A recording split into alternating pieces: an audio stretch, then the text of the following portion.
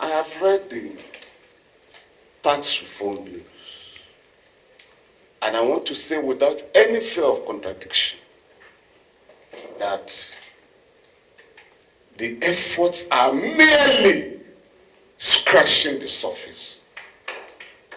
We're not addressing serious taxation in our country. And I do hope you can take up some of the issues I'm going to raise. Number one, in this building, somebody said he wanted to set up a presidential library. By the way, it can only be a military presidential library because libraries by former presidents are usually set up by elected presidents. So not a dictator. It will be the first time in the history of the world that a military dictator is setting up a presidential library. So we must qualify it so that people can be able to distinguish between the real libraries and pretensions. Having said that, they gathered here last week. And within a few minutes, not less than 17 billion was raised. Who died? Because this is where we must address taxation. How did those guys come about such colossal sums of money in their possession? They belong to us. It's our money. And what are they? And one of them was honest to say, all of us here were made by this man. And what he was saying was that General Babangida used the gun to take oil and gas resources of the Niger Delta and distributed oil blocks to his friends. Those were the people who were distributing. I mean, we are announcing those figures without doing anything. You take the oil block, you go and talk to people outside the country, call it offshore, without contributing anything. They will take the license from you, the paper, and make you instantly a multi-billionaire.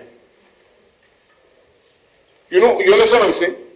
Somebody has used a gun to take your property. He has now given it to his friend, robbing Peter to pay Paul. Secondly, and this goes beyond oil block, gold and other solid minerals are also being distributed, even now. Those are areas we have to address. Can a system continue to enrich a few people at the expense of the others? Those are areas we must address when you are talking of taxation. Again, you take your gun, you seize all the public enterprises of the government, and you distribute them to your friend, either at giveaway prices or outright gifts. They call it privatization. It has just been reported in the House of Reps, an inquiry is going on, that the Allied steel industry in Delta State, valued at $700 million, was sold for $30 million. That's about 3 or 4 years ago. Where we are hosted, this building. To spend the night here now, I think it's not less than $500,000. It's one of the best investments in Africa, not just in Nigeria. Transcorp Hilton, a city head of state in Nigeria, sold it to himself and his friends, this hotel. But I can assure you, at the right time, the Nigerian people will collect their assets from those who have cornered them.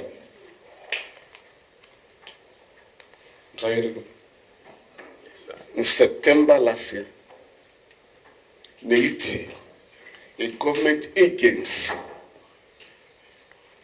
disclosed to Nigerians that a few oil and gas companies are owing Nigeria by way of royalties and taxes $6.17 billion and 64 billion naira.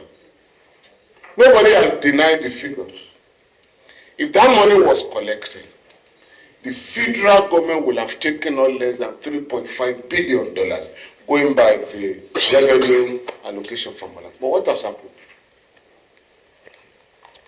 I think 2 months later, the president went to the National Assembly and got the fiat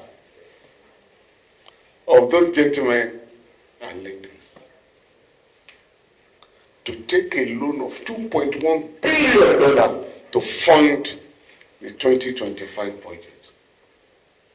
Nobody is collecting our money, but the president is taking a loan, mortgaging the future of Nigerians and even Nigerians yet unborn. The ladies may also interest you.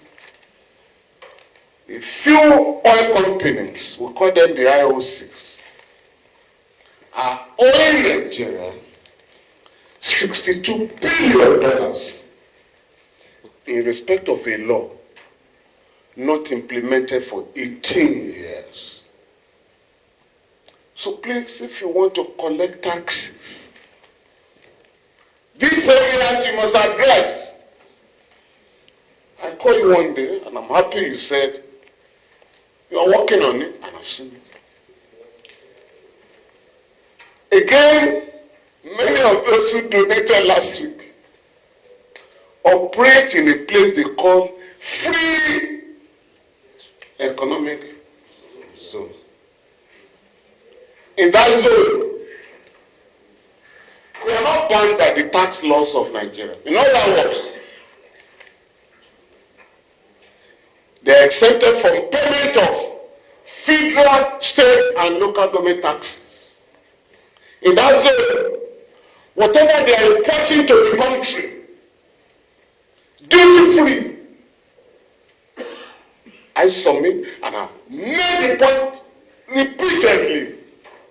That law is illegal, discriminatory, and unconstitutional. I am in Lagos. I operate in a Kenya. You can't ask me to be paying taxes in a Kenya where I have my operation, while somebody has a factory valued at over $20 billion and is not paying taxes. What kind of taxation regime is that? All the things imported by him, duty-free. Whatever I import, I pay duties. It's discriminatory. It's illegal. It's contrary to Section 42 of the Constitution and Article 2 of the African Charter on the Human and People's Rights. I'm therefore submitting that this business of reforming the tax laws of our country and policies will require a more rigorous exercise. We are going to step on toes. Some of those toes are dangerous. But you will need the support of the Nigerian people to impose appropriate taxes on those who are accepted by the government, fraudulently by the government, because we must be treated equally under the law. Unequals must be treated unequally, and equals must be treated equally. Why the law has made a special provision for physically challenged people is because due to no fault of yours, you may not be able to compete. For instance, the government has breached a part of the law that says within a period of 5 years, all public buildings shall be disability compliant. The government has not done anything about that. So, it is the same thing with taxes. If we want to run Nigeria on the path of social justice, stipulated by Chapter 2 of the Constitution, we must use this current exercise of tax reforms to raise queries and see how the country can generate enough revenue to address the challenge of underdevelopment. I thank you very much.